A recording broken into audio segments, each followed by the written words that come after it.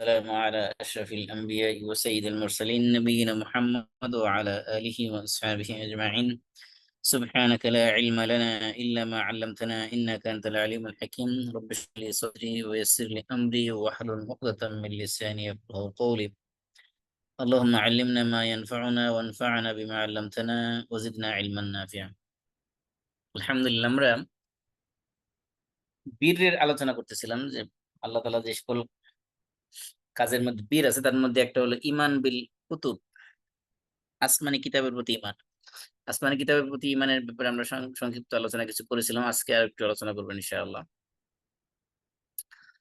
আমরা ইতিমধ্যে জেনেছি যে আল্লাহ তাআলা পৃথিবীতে যত জাতি পাঠিয়েছেন প্রত্যেক জাতির কাছে আল্লাহ তাআলা নবী পাঠিয়েছেন, রাসূল পাঠিয়েছেন, এবং কোন কোন নবী রাসূলদেরকে আল্লাহ তাআলা আসমানি কিতাব দিয়েছেন, কাউকে আসমানি কিতাব দেন নাই। পূর্ববর্তী নবীদের আসমানি কিতাব তারা ফলো করেছেন, এবং সর্বশেষ আসমানি কিতাব আমরা জানি সেটা হলো আল কোরআন।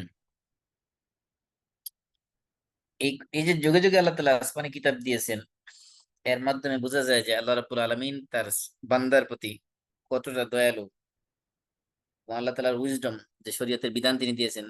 দেখা গেল যে পূর্ববর্তী শরীয়তে একটা জিনিস ছিল, সেটা পরবর্তী শরীয়তে আইসা সেটাকে উল্টো করে দেওয়া হয়েছে। অর্থাৎ এই সময়ের ব্যবধানে, স্থান কাল পাত্র ভেদে যে শরীয়তের বিধান যে বিভিন্ন রকম হতে পারে, আল্লাহ তাআলা প্রত্যেক যুগে যুগের চাহিদা অনুযায়ী সেরকম বিধান আল্লাহ তাআলা দিয়েছেন।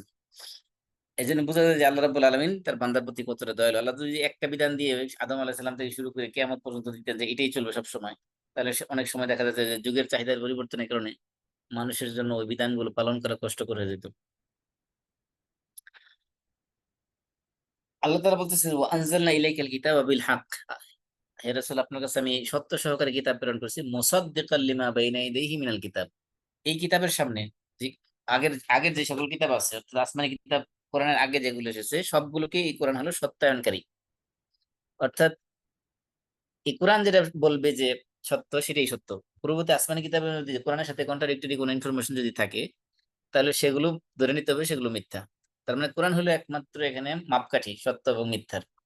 এবং কোরআনকে বলা হয়েছে মুহাইমিনান আলাইহি। পূর্ববর্তী আসমানি কিতাব যেগুলো আছে সেগুলোর উত্তর পরে হলো কোরআন হলো কর্তৃত্বকারী, ডমিনেট করবে, কন্ট্রোল করবে সেগুলোকে, সবগুলোকে। তার মানে এখানে একটু পরে কোরআন আসার পরে পূর্ববর্তী সমস্ত আসমানের কিতাবের যত বিধান আছে সবগুলো রহিত হয়ে গেছে। এখন কোরআনের মধ্যে যে বিধান আছে সেটা হলো চূড়ান্ত বিধান। এটি একমাত্র অনুসরণীয়, অনুকরণীয়, ফলো করার করতে হবে। পূর্ববর্তী আসমানি কিতাবের কোনো বিধান, সেটা যতই আমাদের কাছে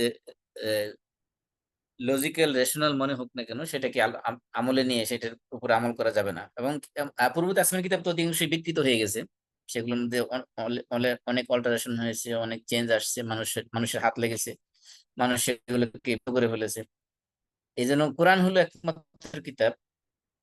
যেহেতু কোরআন সর্বশেষ আসমানি কিতাব, সেই জন্য আল্লাহ রাব্বুল আলামিন এই কোরআনকে বিকৃতির হাত থেকে আল্লাহ নিজে রক্ষা করেছেন। আল্লাহ বলছেন, ইন্না নাহনু নাযালনা যিকর ওয়া ইন্না লাহু লাহাফিজুন, যে আমি এই জিকির, এই উপদেশ বাণী নাজিল করেছি এবং আমি নিজে এটা আর কি সংরক্ষক।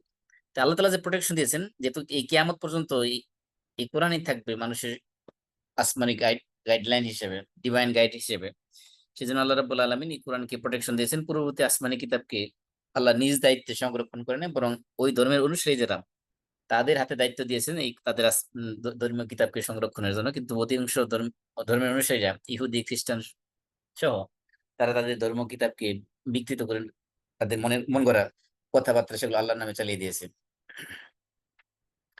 তার মানে এখন বোঝা যাচ্ছে যে কোরআন নাজিল হওয়ার পরে ইহুদি হোক, খ্রিস্টান হোক, মুসলমান হোক, সবার জন্য ডিভাইন গাইড বুক বলতে একমাত্র কোরআনই আছে। অন্য কোনো আসমানি কিতাব কারোর জন্য ফলো করা জায়েজ নেই। এবং হাদিসের মধ্যে আসছে যে আল্লাহ রাসূল সাল্লাল্লাহু আলাইহি সাল্লাম বলেছেন যে, হাদিসের পুরো ঘটনাটা এরকম যে উমর রাদিয়াল্লাহু তাআলা একদিন রাসূলের কাছে আসলেন একটা কিতাব নিয়ে, যেটা আহলে কিতাব থেকে, ইহুদি খ্রিস্টানদের কাছ থেকে তিনি পেয়েছেন। সেটা এনে রাসূল সাল্লাল্লাহু আলাইহি সাল্লামের কাছে পড়তে শুরু করলেন সেখান থেকে কিছুটা। তখন আল্লাহ রাসূল সাল্লাল্লাহু আলাইহি সাল্লাম রাগ করলেন, বললেন যে, তোমরা কি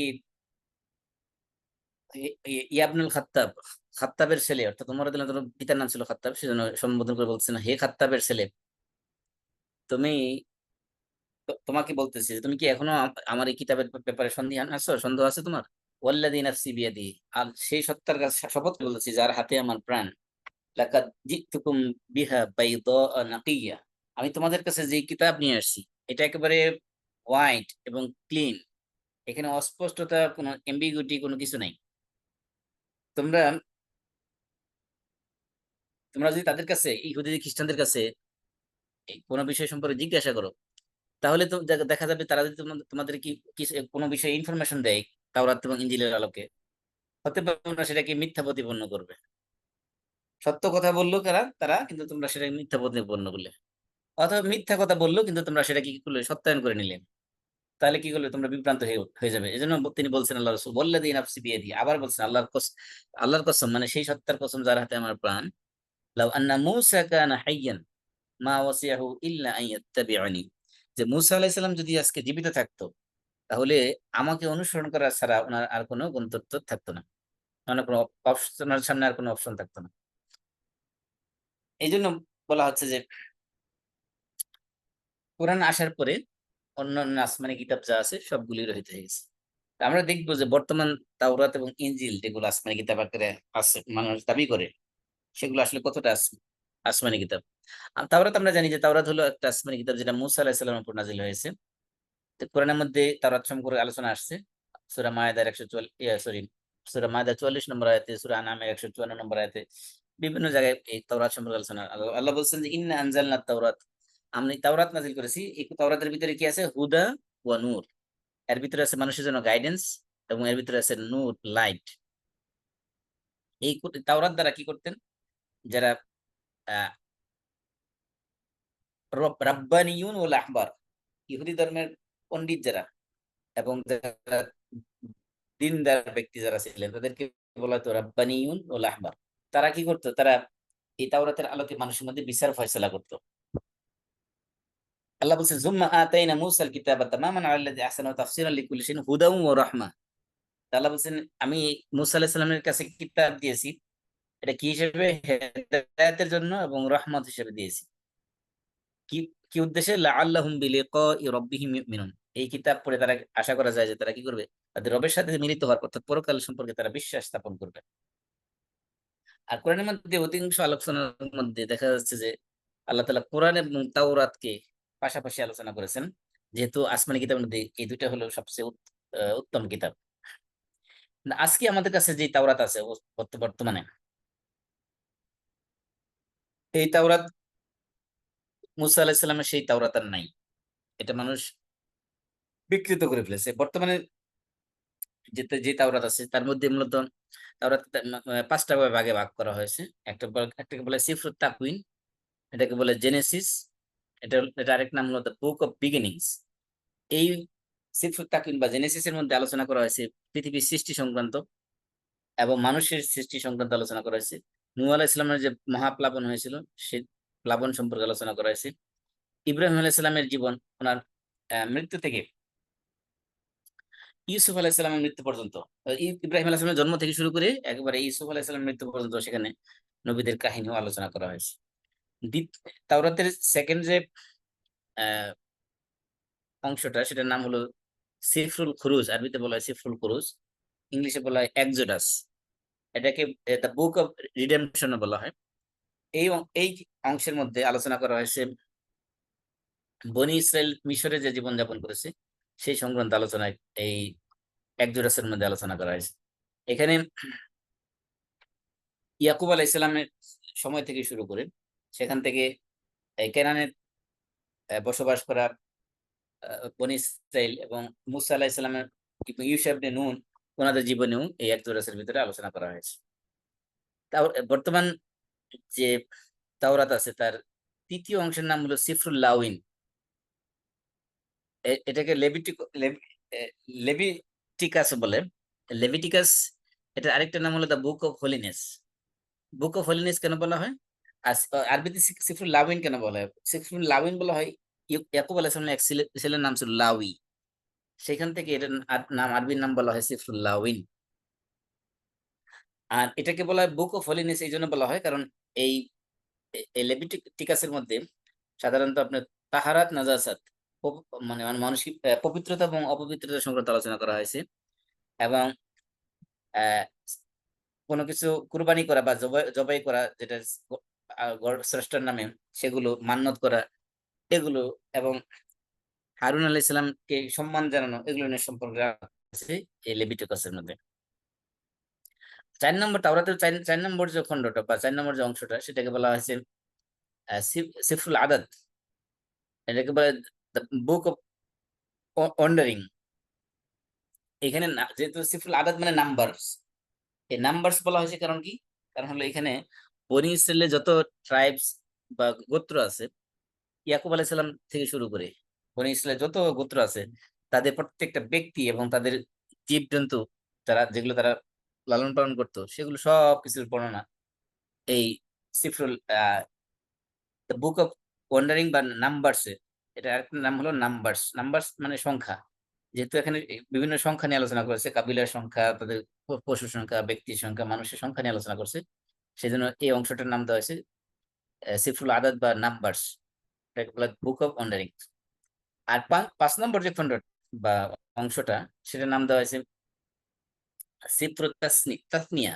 সিফরুত তাসনিয়া, এটা ইংলিশে বলা হয় ডিউটেরোনমি, দ্য বুক অফ রিমেম্বারেন্স। এইটার ভিতরে মূলত বিভিন্ন শরীয়তের বিধিবিধান দেওয়া হয়েছে।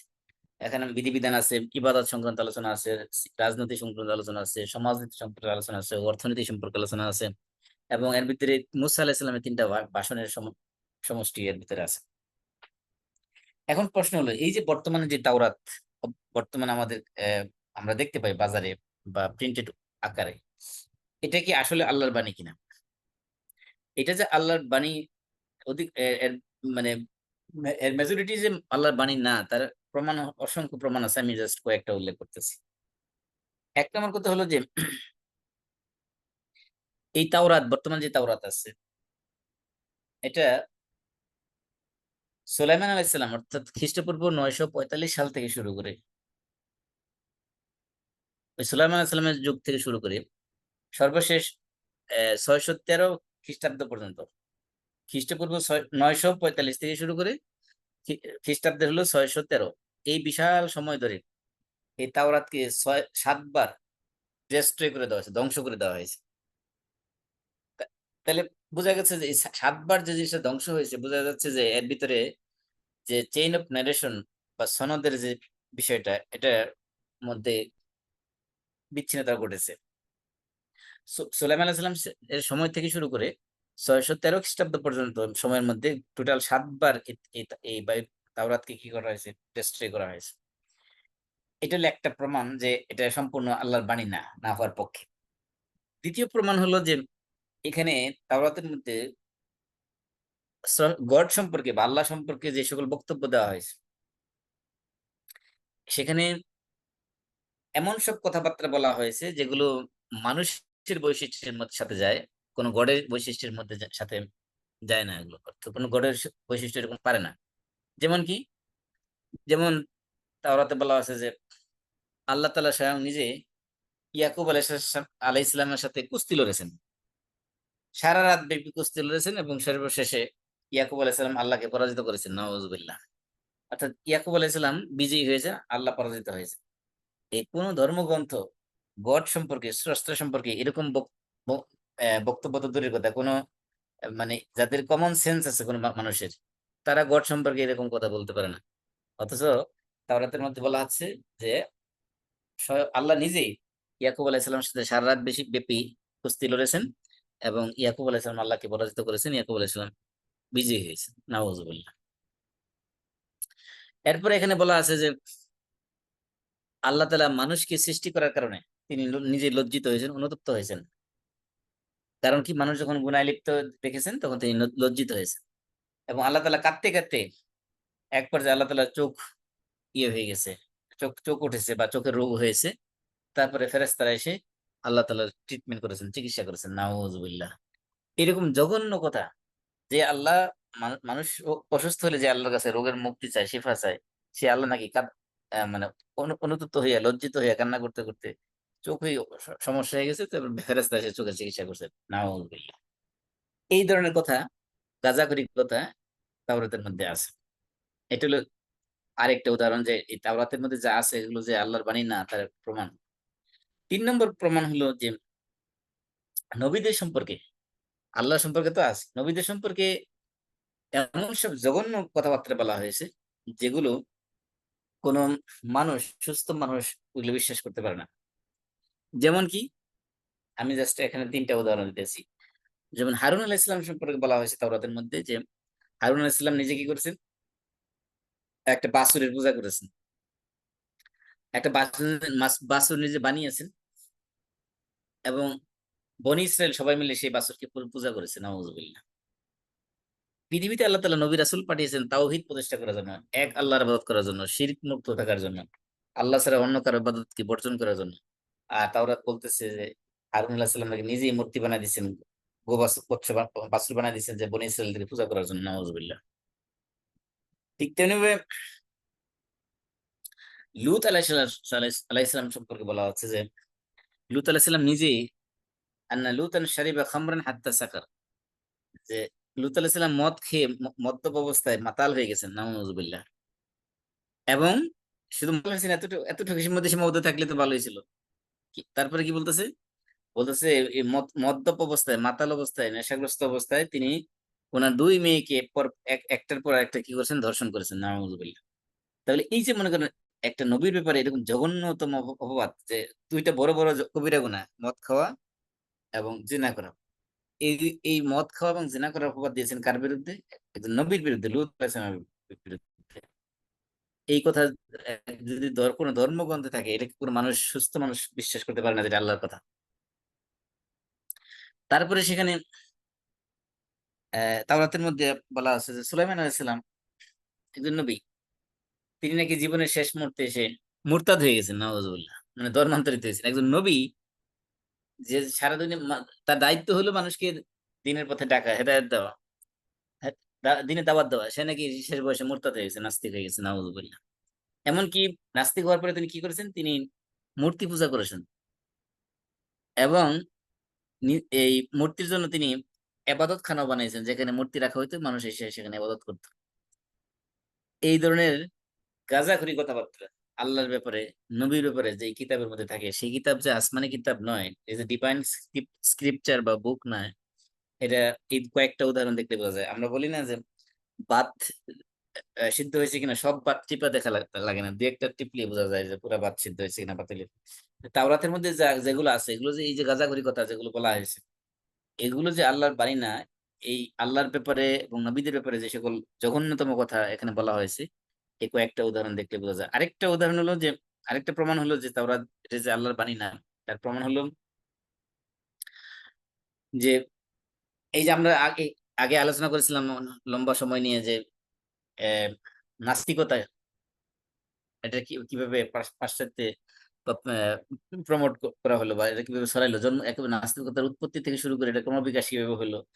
সেই আলোচনার মধ্যে আমরা পেয়েছি যে সেখানে মানুষ দেখা গেছে ধর্মগ্রন্থ পড়ে পড়ে যখন দেখছে যে ধর্মের গ্রন্থের যে স্টেটমেন্ট, সাইন্টিফিক গবেষণার সাথে সাথে যখন কন্ট্রাডিকশন দেখা দিয়েছে, তখন মানুষ ধর্ম থেকে সরে যেয়ে নিজেরা কি করেছে, নাস্তিক হয়ে গেছে।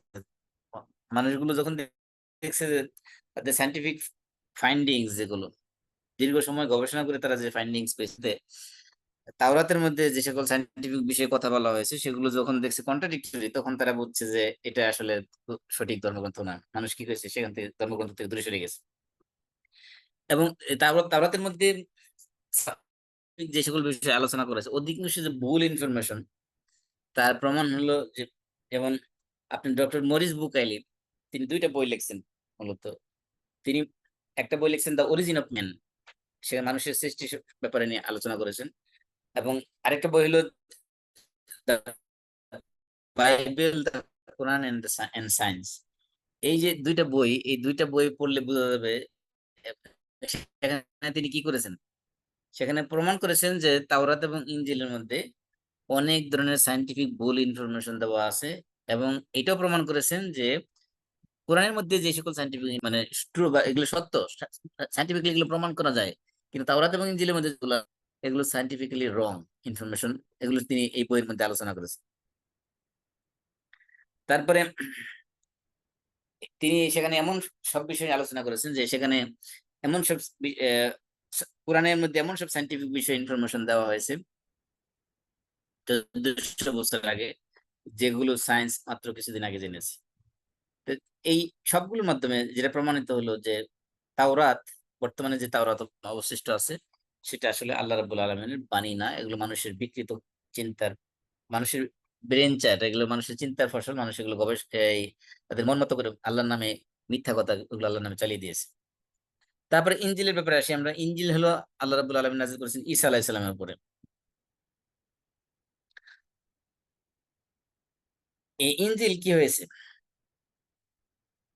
ইনজিল মুসা আলাইহিস সালাম ইন্তেকালের পরে মানুষ, যেহেতু যদিও ইনজিল নাযিল হয়েছে ঈসা আলাইহিস সালামের উপরে, মুসা আলাইহিস সালাম ইন্তেকালের পর পর থেকেই মানুষ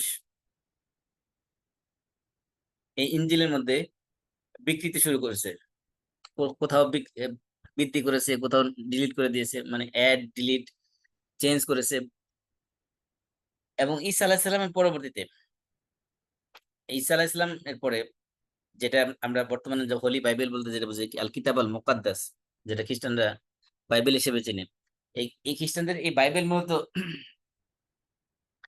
তাওরাত, ইনজিল এবং রাসাইলুর রসুল, রাসূলদের মেসেজ, এই সবগুলো সমন্বয় হলো বর্তমান হোলি বাইবেল, যেটা আমরা জানি।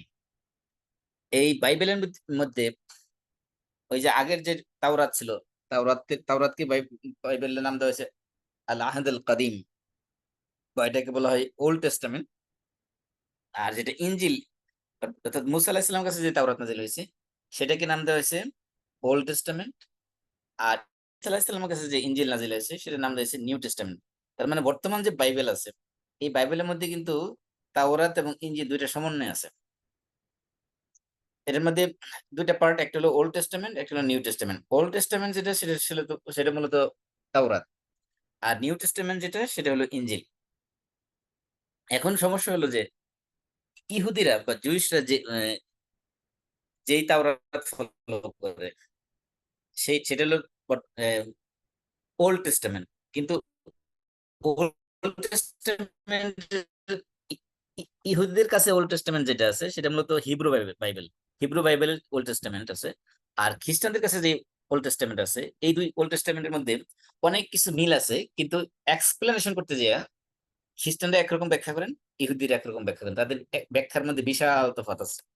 তার মানে ইহুদিরা, আরেকটা বিষয় হলো যে ইহুদিরা, খ্রিস্টানরা যে ওল্ড টেস্টামেন্ট, খ্রিস্টানদের তাওরাতের মধ্যে বা বাইবেলের মধ্যে যেই ওল্ড টেস্টামেন্ট নামে যে অংশটা আছে, ইহুদিরা সেটাকে ওল্ড টেস্টামেন্ট হিসেবে স্বীকৃতি দিতে চায় না।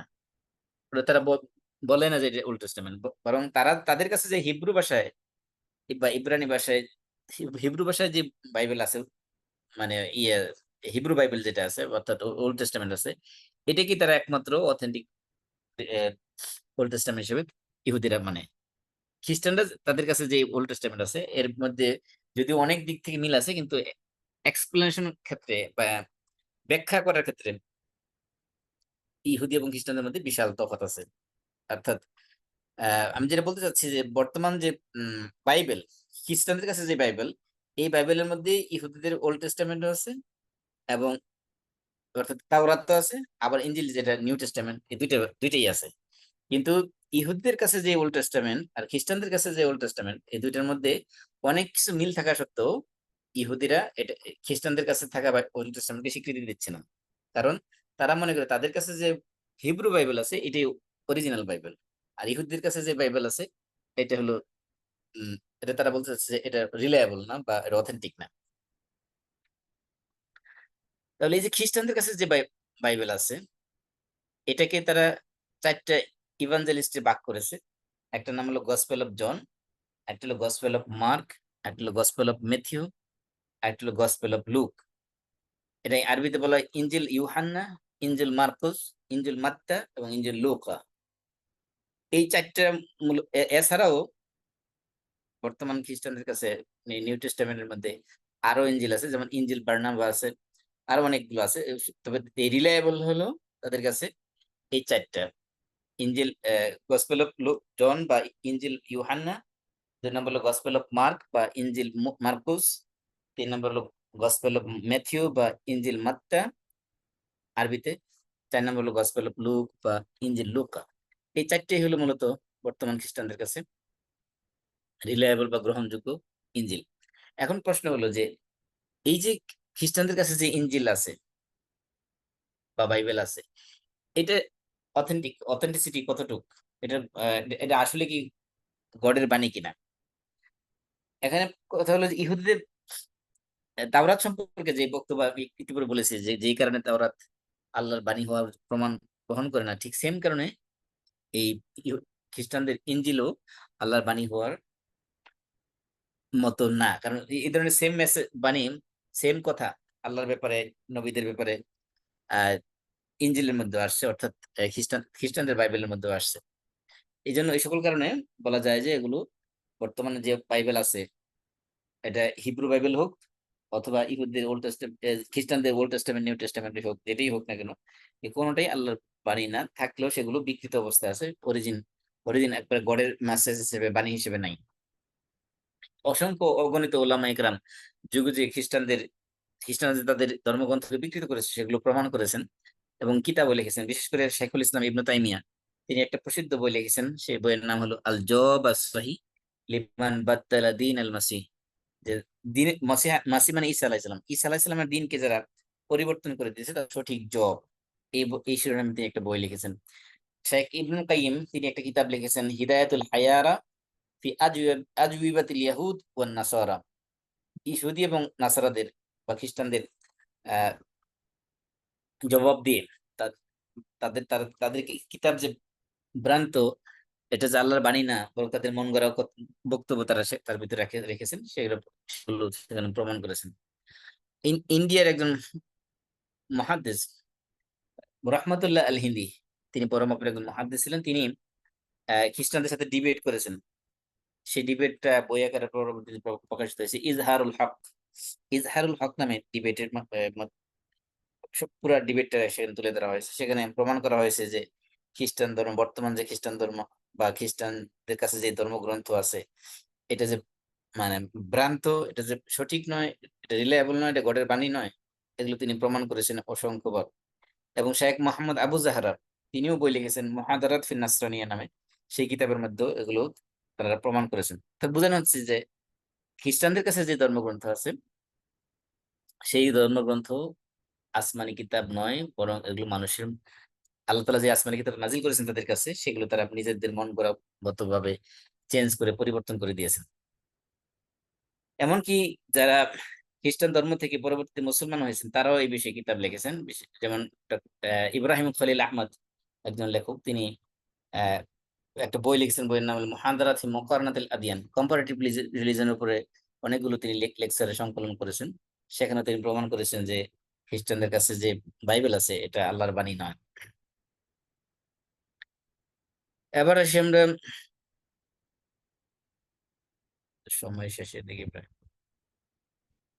এই যেহেতু তাওরাত এবং ইনজিল যেগুলো বর্তমানে এক্সিস্টিং আছে, এগুলো যেহেতু আল্লাহর বাণী নয়, সুতরাং কোন মানুষ কোরআন নাজিল হওয়ার পরে, কোরআন পাওয়ার পরে তাওরাত এবং ইনজিলকে অনুসরণ করার বা কোনো আহ, বিধান মেনে মানার কোনো সুযোগ বা অপরচুনিটি নাই।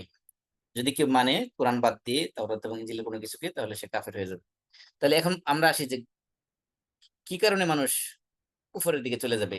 তাহলে ইমান বিল কুতুব, আসমানি কিতাবের প্রতি ইমান আনার এটার অপোজিট কি?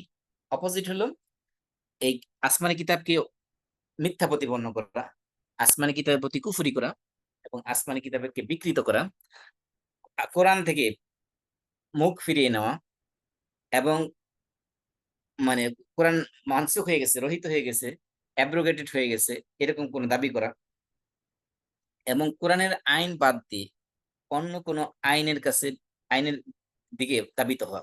কোন ইমানদার কোরআনে আল্লাহর দেওয়া আইন বাদ দিয়ে কোন মানব রচিত কোন আইনের দিকে যদি কেউ দাবিত হয়, বা যদি মনে করে যে আল্লাহর দেওয়া আইনের চেয়ে মানুষের দেওয়া আইন বেশি উত্তম, তাহলে সেটা হবে ইমান কুফর বিল কুতুব, মানে আসমানি কিতাবের প্রতি কুফরি করা হবে।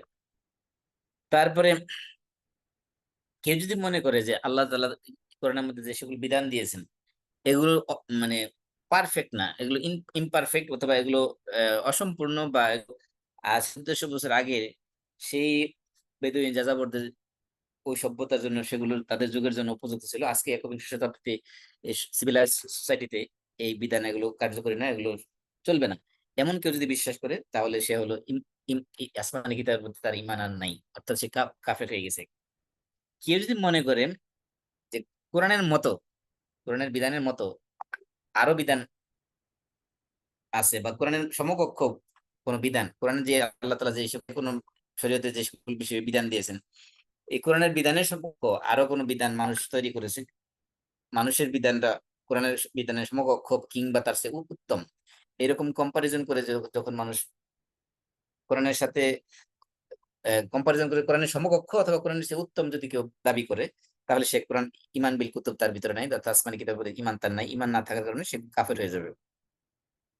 আরেকটা কারণে কাফের হয়ে যাবে, সেটা হলো যে আসমানি কিতাবের প্রতি বিশ্বাস থাকবে না, সেটা হলো এই কোরআনের বিরোধিতা করা। কোরআনের কোন বিধানকে যদি কেউ বিরোধিতা করে সরাসরি, তাহলে তার ইমান বিল কুতুব না থাকার কারণে, আসমানি কিতাবের প্রতি ইমান না থাকার কারণে সে কাফের হয়ে যাবে।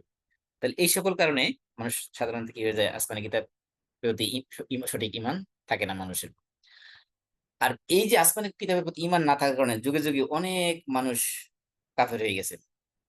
যেমন ইহুদিরা কাফের হয়ে গেছে, তারা কি করেছে, কোরআনকে মিথ্যা প্রতিপন্ন করার কারণে, ইহুদি এবং খ্রিস্টান উভয়ই। তারা যেহেতু কোরআনকে মিথ্যা প্রতিপন্ন করেছে, মানে তারা সমস্ত নবী রাসূলদেরকে মিথ্যা প্রতিপন্ন করেছে, কারণ কোরআন সমস্ত নবী রাসূলদের স্বীকৃতি দিয়েছে। আর তারা কি করেছে, ইহুদি এবং খ্রিস্টানরা, তারা সমস্ত আসমানি কিতাবকে, এই কোরআনকে যেহেতু যদি অস্বীকার করে, তাহলে পূর্ববর্তী যত আসমানি কিতাব আছে সবকে মূলত অস্বীকার করা হয়, যেহেতু কোরআন চূড়ান্ত আসমানি কিতাব। তারপরে 3 নম্বর গ্রুপ হলো ইহুদি খ্রিস্টান, তারপর হলো রাফেজি, যেটা আমরা রাফেদা বলি। এই রাফেজা, তারা মনে করে যে কোরআন হলো নাকিস, মানে ইনকমপ্লিট, এবং কোরআন হলো বিকৃত। তাহলে কোরআন কমপ্লিট কোরআন যেটা, সেটা তারা মনে করে যে এটা এলমে গায়েব, গায়েবে অদৃশ্য জগতের মধ্যে আছে। কিয়ামতের আগে শেষ জামানায় সেটা সামাররা একটা এলাকা, সেখানে মাটির নিচ থেকে সেই শেষ জামানায় সেই অরিজিনাল কোরআনটা বেরিয়ে আসবে, এটা তাদের বিশ্বাস, হাফেজদের বিশ্বাস। তারা যেহেতু এই বর্তমান কোরআনকে ইনকমপ্লিট এবং বিকৃত মনে করে, এটা সঠিক কোরআন না, এবং কমপ্লিট কোরআন যেটা, পারফেক্ট কোরআন যেটা, সেটা মনে করে যে শেষ জামানে আসবে, মাটির নিচে থেকে বেরিয়ে আসবে সামারাতে। এই জন্য এর রাফিজেরও কাফের হয়ে গেছে, তারাও আসমানি কিতাবের প্রতি তাদের ইমান নেই। তারপর হলো বাবিয়া এবং বাহাইয়া। বাবিয়া বাহাইয়া, এই বাহাই গ্রুপ, বাবি গ্রুপ, এই এরাও আসমানি কিতাবের প্রতি বিশ্বাস না থাকার কারণে কাফের হয়ে গেছে। কারণ কি, তারা মনে করে, বাবি এবং বাহাই দুই গ্রুপ মনে করে কোরআনের মধ্যে যত বিধান আছে এবং ইসলামের শরীয়তের বিধান আছে, এগুলো সব রহিত হয়ে গেছে। রহিত করছে কে, এগুলো অ্যাব্রোগেশন করছে হলো বাব এবং বাহা। বাবাই, বাবিয়ার যে যে গ্রুপটা, এর প্রতিষ্ঠাতা হলো বাব, আর বাহাই গ্রুপের প্রতিষ্ঠাতা হলো বাহাউল্লাহ। এই বাহাউল্লাহ, এরা কি করছে, কোরআনের সমস্ত বিধানকে তারা রহিত করে দিয়েছে। এই প্রথমে আসি আমরা যে বাবি এবং বাহাইয়া, যে দুইটা গ্রুপ, তাদের প্রতিষ্ঠা হয়েছে কখন? এটা 1817 সালে মূলত ইরানে প্রতিষ্ঠিত হয়েছে। কিন্তু এই বাহাইদের মধ্যে কিছু বিষয় আছে, তারা বিশ্বাস করে যে আহ নবী রাসূল যুগে যুগে আসছে, কিন্তু সেই নবী রাসূলদের সর্বশেষ খাতামুন নবীন আমাদের প্রিয় নবী সাল্লাল্লাহু আলাইহি সাল্লাম নন, বরং তাদের বাহাউল্লাহ হলো সর্বশেষ নবী। এবং তাদের মধ্যে ভিতরে চমৎকার কিছু বিষয় আছে, যেমন তারা এক আল্লাহতে বিশ্বাস করে, একদিনে বিশ্বাস করে, ধর্ম হলো একটাই, যেহেতু সমস্ত মানুষ এক সোর্স থেকে আসছে, সমস্ত ধর্ম এক। এবং ওয়াহাদাতুল ইনসান, মানুষের ইনসানিয়াত, মানুষের যে হিউম্যানিটি, মানুষ, মানুষ যে আসছে, সব সব মানুষ তো আদম এবং হাওয়া থেকে আসছে, সুতরাং তারা বিশ্বাস করে যে সমস্ত মানুষ এক, সব মানুষ ইউনাইটেড। আল্লাহর একত্ববাদে তারা বিশ্বাস করে, ধর্মের একত্ববাদে বিশ্বাস করে, মানুষের একত্ববাদে বিশ্বাস করে, তো মনে করে তারা সব মানুষ একই সোর্স থেকে আসা। এবং তারা, তাদের মধ্যে চমৎকার বিষয়গুলো আছে যে তারা শিক্ষাকে অত্যন্ত গুরুত্ব দেয়, এবং নারী পুরুষ উভয় জেন্ডারকে সমতার ব্যাপারে, নারী পুরুষের সমতার ব্যাপারে অত্যন্ত গুরুত্ব দেয়, মানব সেবার ব্যাপারে অত্যন্ত গুরুত্ব দেয়, এবং পিসফুল কোএক্সিস্ট ব্যাপারে অত্যন্ত গুরুত্ব দেয়। এত কিছু, এত সব চমৎকার চমৎকার বিষয় নিয়ে তারা নতুন একটা আদর্শ প্রতিষ্ঠা করেছে, সেটার নাম হলো বাহাই, বাহাইয়া। এই বাহাই যে মতবাদ, এই বাহাই মতবাদের প্রতিষ্ঠাতা হলো বাহাউল্লাহ। বাহাউল্লাহ মনে করে যে কোরআনের সমস্ত বিধান রহিত হয়ে গেছে, বাহাউল্লাহ যে যা বলবে সেগুলো হলো নতুন বিধান। তার মানে এই যে বাহাই যে গ্রুপটা, এরাও কি হয়েছে, কাফের হয়ে গেছে এই কোরআনের বিধান না মানার কারণে। আরেকটা গ্রুপ হলো বাবিয়া। এই বাবিয়া গ্রুপ, এটাও ইরানে প্রতিষ্ঠিত হয়েছে। তার প্রতিষ্ঠাতার নাম হলো আলী মোহাম্মদ আশিরাজি। তার সে বাব নামে পরিচিত। এটা এই এই এই দলটা মূলত প্রতিষ্ঠা হয়েছে বাহাইদের প্রতিষ্ঠার আগেই। কারণ সে মনে করে যে এই যে বাপ বা আলী মোহাম্মদ সিরাজি, যাকে মানুষ বাপ নামে ডাকতো, তাকে বলতো যে মাহাদিল মুনতাজার, যে মাহাদি আসবে শেষ জামানায়। এই বাপটাকে তারা মনে করতো, অর্থাৎ আলী মোহাম্মদ সিরাজিকে মনে করতো সে হইলো এই শেষ জামানার মাহাদি। এবং ভূমিকা স্বরূপ আসছিল বাবিয়া গ্রুপ। এই বাবিয়া গ্রুপ তারা মনে করতো যে এই যে বাপ বাপ বলতে মোহাম্মদ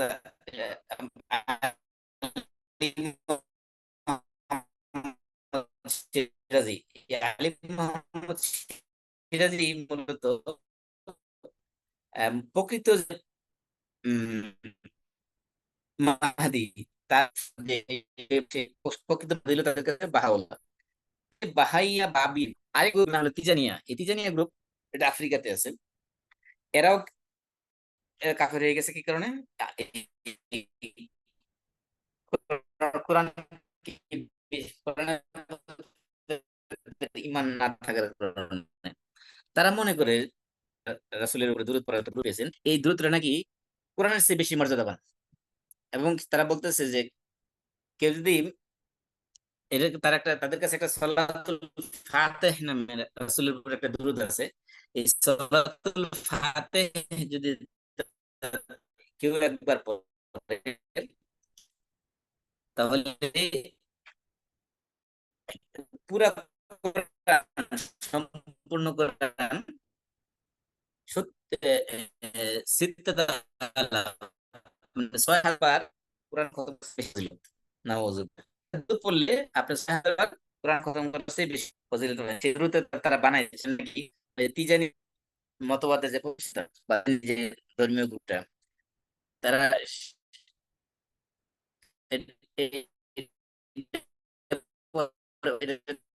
তাদের যারা আছে তিজানি, তিজানি তারা সবসময় দরুদ দেবে। সেটা কি? আল্লাহুম্মা সাল্লি আলা সাইয়্যিদিনা মুহাম্মাদ লিমা ওয়াল খাতিম সাব্বিল বিল হক ওয়া লা ইলাহা ইল্লাল্লাহ হাক্কি কদরিহি ওয়া মিকদারিহিল আযীম। তারা মানে এই দুটি করে নাকি কোরআন ৬,০০০ বার খতম করতে বেশি ফজিলতপূর্ণ। নাউযুবিল্লাহ। এই কারণে এই গ্রুপটা তারাও কাফের হয়ে গেছে। তাহলে আমরা দেখলাম যে ইহুদিরা কাফের হয়েছে, খ্রিস্টানরা কাফের হয়েছে, রাফেজরা কাফের হয়েছে, হাইরা কাফের হয়েছে, বাবিয়া কাফের হয়েছে, তিজানিয়া কাফের হয়েছে। কাফের হওয়ার মূল কারণ হলো এই কোরআনের প্রতি তাদের।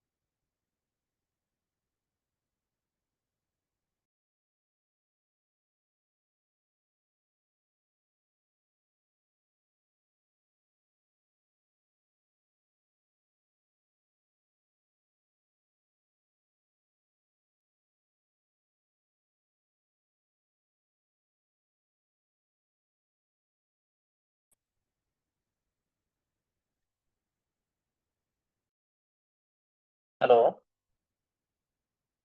কথা কি শোনা যাচ্ছে? হ্যাঁ, শোনা যাচ্ছে মাসুম ভাই। ও আমার ওই ল্যাপটপের ডিসকানেক্ট হয়ে গেছে আর কি ইন্টারনেট। হ্যাঁ হ্যাঁ, বুঝতে পারছি না, ঠিক আছে, কন্টিনিউ করেন, আমার মনে হয় হ্যাঁ, ঠিক আছে। মাঝখানে একটু বন্ধ হয়ে গেছিল। হ্যাঁ হ্যাঁ এই জন্য আমি এখন মোবাইল থেকে কানেকশন দিচ্ছি আর কি, ল্যাপটপের কানেকশন হঠাৎ করে এ, ইয়ে করতেছিল, ঘুরতেছিল। বুঝলাম যে আপনারা শুনতে পাচ্ছেন না। ফাতিহ লিমা আগলাক ওয়াল খাতিম লিমা সাবাক নাসিরুল হক বিল হক ওয়াল হাদি ইলা সিরাতিকাল মুস্তাকিম ওয়া আলা আলিহি হাক্কা কদরিহি মিকদারিহিল আযীম ওয়া মিকদারিল আযীম। তারা মনে করে যে এই দুরূদ যদি কেউ পড়ে তাহলে 6000 বার কোরআন খতমের চেয়ে বেশি ফজিলতপূর্ণ। কারণ কি তারা মনে করে তিজানি এই যে ধর্মীয় গ্রুপটা, তাদের যে প্রতিষ্ঠাতা সে নাকি স্বপ্নের মধ্যে এটা পাইছে, এই জন্য তারা এটার উপর আমল করে। তারা তার মানে তাদের কাছে কোরআনের ফজিলতের চেয়ে তাদের এই স্বপ্নে দেখা, স্বপ্নে পাওয়া জিনিসটা বেশি ফজিলতপূর্ণ। এই যে কোরআনের প্রতি তাদের যে বিশ্বাসের ক্ষেত্রে যে ঘাটতি, এটা তাদেরকে অমুসলিম বানিয়ে দিয়েছে। তারপরে সুফিদের মধ্যে এক এক এক শ্রেণী আছে যারা মনে করে যে তারা কোরআন এবং সুন্নাহ এগুলো মূলত জ্ঞানের মূল সোর্স নয়। তারা মনে করে যে এলমে লাদুন্নি এক ধরনের এলেম আছে, যেটা সরাসরি আল্লাহ পীর সাহেবরা আল্লাহর কাছ থেকে সরাসরি নাকি তাদের কাছে আসে এলেমটা। আরেকটা তারা মনে করে যে স্বপ্নের মাধ্যমে তারা এলেম পায়, কাশফের মাধ্যমে তারা এলেম পায়। অর্থাৎ কোরআন সুন্নাহর এলেমের বাইরে তাদের কাছে আরেক ধরনের এলেম তারা দাবি করে, যেটার আসলে কোনো ভিত্তি নাই, যেগুলো রিলায়েবল কোনো বিষয় না। এই জন্য যারা মনে করে যে কোরআন সুন্নাহ বাদ দিয়ে শুধুমাত্র এলমে লাদুন্নি অথবা কাশফ অথবা আহলাম অথবা রুইয়া বা স্বপ্নের মাধ্যমে, কাশফের মাধ্যমে, এলমে লাদুনির মাধ্যমে শরীয়তের বিভিন্ন বিধিবিধান দেওয়া যাবে, এরকম বিশ্বাস যারা করবে তারা মূলত কাফের হয়ে যাবে। তারপরে নাসিরিয়া আরেকটা গ্রুপ আছে, বাতিনিয়া একটা গ্রুপ আছে। এই বাতিনিয়া আরেকটা গ্রুপ, তারা মনে করে তারা এই কোরআনের ক্ষেত্রে কোরআনের প্রতি তাদের ঈমান থাকা সত্ত্বেও তারা কাফের। এই কারণে তারা মনে করে যে এই কোরআনের প্রত্যেকটা আয়াতের, প্রত্যেকটা শব্দের একটা বাতিনি ব্যাখ্যা আছে। বাতিনি ব্যাখ্যাটা কি? যে যে ব্যাখ্যাটা আল্লাহ রসুল করেন নাই, কোন সাহাবাই কেরাম করেন নাই, তাবেঈরা করেন নাই, কোন মুসলিম স্কলার কেউ করে নাই, তারা নিজেদের মন গড়া ব্যাখ্যা তারা নিজেদের মতো করে বানিয়ে নিয়েছে, একটা বাতিনি ব্যাখ্যা। মনে করে যে তারা মনে করে যে কোরআনের যে মিনিং, কোরআনের যে রিয়েল মিনিং, এগুলো তা শুধুমাত্র তারাই জানে, বাতিনিরা জানে। সঠিক ব্যাখ্যা যারা, এগুলো তারা ছাড়া আর কেউ জানে না। অর্থাৎ গোপন কিছু রহস্য আছে যেগুলো তারা ছাড়া আর কেউ জানে না। এই কারণে তারা আল্লাহ রসুলের ব্যাখ্যা, সাহাবীদের ব্যাখ্যা তারা নিতে রাজি না। এই কারণে এই যে কোরআনের প্রতি তাদের যে এই একটা বাতিল একটা দাবি, অসত্য একটা দাবি, এই কারণে তারা কাফের হয়ে গেছে। সর্বশেষ হলো যে কোরআনের আইনকে বৃদ্ধাঙ্গুলে দেখে যদি কোরআনের আইনের পরিপন্থী কোন আইন যদি কেউ তৈরি করে কোনো মুসলমান, তাহলে সেই মুসলমান থাকবে না, সে কাফের হয়ে যাবে। এইসব এগুলো হলো গুরুত্বপূর্ণ এবং খুব সেনসিটিভ বিষয়। কারণ আমরা মনে করি যে আমরা কোরআনের কিতাবের প্রতি ঈমান এনেছি, আমরা মুসলমান দাবি করি, কিন্তু মুসলমান হইতে গেলে যে আমাদের মৌলিক যে বিষয়, আসমানি আল্লাহর প্রতি বিশ্বাস, মালাইকাদের প্রতি বিশ্বাস, নবী রাসূলদের প্রতি বিশ্বাস, আসমানি কিতাবের প্রতি বিশ্বাস, আখিরাতের প্রতি বিশ্বাস, তাকদীরের প্রতি বিশ্বাস, এই বিশ্বাসগুলোর ভিতরে যে গুরুত্বপূর্ণ বিষয়গুলো রয়ে গেছে সেগুলো আমরা জানি না। এই যে দেখেন আসমানি কিতাবের ক্ষেত্রে বিশ্বাসের মধ্যে এক অন্যতম বিশ্বাস হলো যে আল্লাহ তাআলার বিধান হলো সর্বোচ্চ বিধান। এটা যদি কেউ না মানে তাহলে সেই মুসলমান থাকার কোনো সুযোগ নেই। অথচ আমরা বড় বড় লয়ার, আইনজীবীরা মনে করি যে আমরা যে আইন তৈরি করছি এটা হলো সবচেয়ে সেরা আইন। এমনকি পৃথিবীতে অনেক দেশে আছে যেখানে ক্যাপিটাল পানিশমেন্ট নাই, কোরআনের আইনকে বলা হচ্ছে সেখানে জঙ্গলি আইন। ক্যাপিটাল পানিশমেন্ট নাই, সেটা হলো মানবতার সাথে সম্পৃক্ত আইন, মানে বর্তমান যুগের সাথে উপযুক্ত আইন। এই জন্য এইগুলো যারা যদি বিশ্বাস করে এবং এগুলো যারা যদি কেউ কনভিন্সড হয়, তাহলে তারও ইমান থাকবে না। এই জন্য আমাদের আসমানি কিতাবের প্রতি ইমান আনতে হলে আল্লাহর কালামের প্রতি পরিপূর্ণ আস্থা এবং বিশ্বাস রাখতে হবে, এবং আল্লাহর বিধানই সর্বশ্রেষ্ঠ বিধান, এবং কিয়ামত পর্যন্ত এই বিধানের উপরে কোনো বিধান মানুষ দিতে পারবে না, এই বিশ্বাস আমাদের থাকতে হবে। তো আমাদের এখানে তাহাজ্জুদের আজান হবে এখনই, তো আমরা এখানে শেষ করে দিচ্ছি। আমরা সবাই কাফারাতুল মাজলিস পড়ি। সুবহানাকাল্লাহুম্মা ওয়া বিহামদিক, আশহাদু আল্লা ইলাহা ইল্লা আনতা আস্তাগফিরুকা ওয়া আতুবু ইলাইক। আসসালামু আলাইকুম ওয়া রাহমাতুল্লাহি ওয়া বারাকাতুহু। ওয়ালাইকুম আসসালাম ওয়া রাহমাতুল্লাহ। এই জন্য দোয়া করেন মাসুম ভাই। ইনশাআল্লাহ, ফি আমানিল্লাহ। আল্লাহ সবাই দোয়া রেখেন আমরা।